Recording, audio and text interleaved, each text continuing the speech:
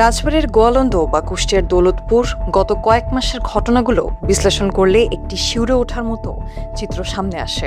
গত বছরের ৫ সেপ্টেম্বর গোয়ালন্দে নুরুল হক ওরফে নুরাল পাগলার কবর থেকে মরদেহ তুলে মহাসড়কের উপর পুড়িয়ে দেওয়া হয়। আবার কুষ্টিয়ায় শামীম পীরের দরবারে ঢুকে তাকে নৃশংসভাবে পিটিয়ে হত্যা করা হয়।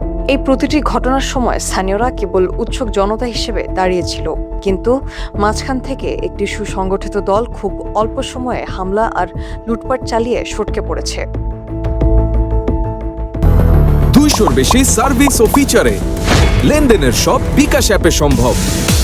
অপরাধ বিশ্লেষকরা একে বলছেন মব ইনসাইট প্যাটার্ন, অর্থাৎ সাধারণ মানুষের একটি ভিড় তৈরি করা হয় ঠিকই, কিন্তু সে ভিড়ের আড়ালে থাকে একটি প্রশিক্ষিত গ্রুপ, যারা নিখুঁত পরিকল্পনা আর ক্ষিপ্রতার সাথে মাজারের গেট ভাঙা, অগ্নিসংযোগ এবং সম্পদ লুট করে।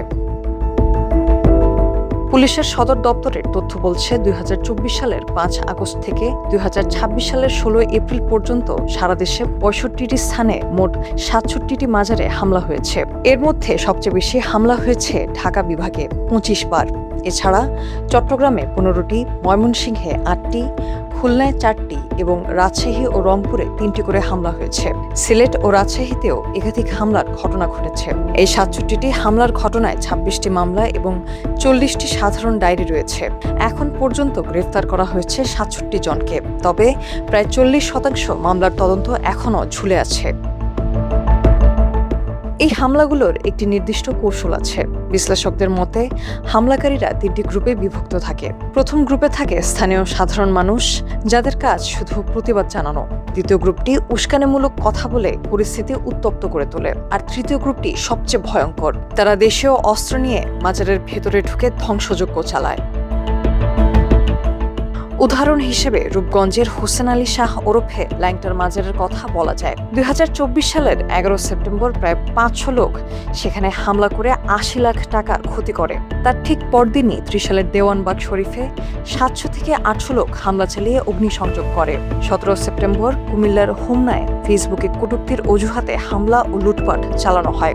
এমনকি গত বছরের ১৭ মার্চ বরগুনার ইসমাইল শাহের মাজারে বার্ষিক ওরস চলাকালেও অগ্নিসংযোগের ঘটনা ঘটে। ঢাকা বিশ্ববিদ্যালয়ের অপরাধ বিশেষজ্ঞ ডক্টর তৌহিদুল হক বলছেন, এই ক্ষয়ক্ষতির ধরন দেখে মনে হয় না এগুলো কোনো সাধারণ মানুষের কাজ। হামলাকারীরা জানে কিভাবে দ্রুত সময়ের মধ্যে কাউকে মেরে ফেলতে হয় বা স্থাপনা ধ্বংস করতে হয়।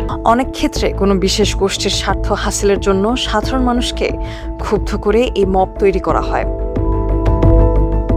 কুষ্টিয়ার দৌলতপুরে শামীম পীরকে হত্যার পিছনেও ছিল পরিকল্পিত উস্কানি। একটি পুরনো ভিডিও সোশ্যাল মিডিয়ায় ছড়িয়ে ধর্ম অবমাননার অভিযোগ আনা হয়। হামলার পর তার ভাই মামলায় উল্লেখ করেছেন, মাজারের স্বর্ণালংকার ও সম্পদ লুট করা হয়েছে।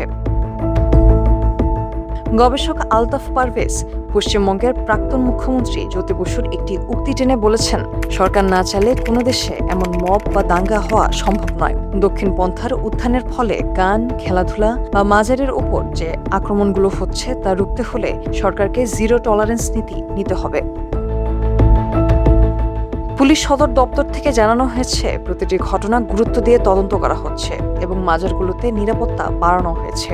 কিন্তু প্রশ্ন থেকে যায়, একটি গণতান্ত্রিক দেশে আইনের শাসনের তোয়াক্কা না করে এভাবে সংগঠিত মব তৈরি করে মানুষ হত্যা বা স্থাপনা ধ্বংসের এই সংস্কৃতি কি চলতেই থাকবে?